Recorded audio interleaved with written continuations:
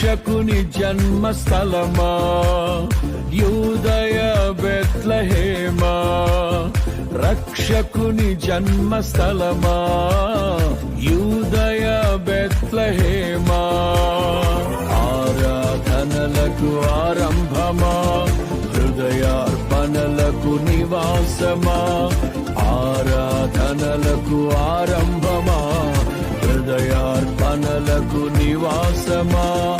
ఎందుకో ఇంత భాగ్యము దాచి ఉంచే ప్రభు నీ కోసము, ఎందుకో ఇంత భాగ్యము దాచి ఉంచే ప్రభు నీ కోసము.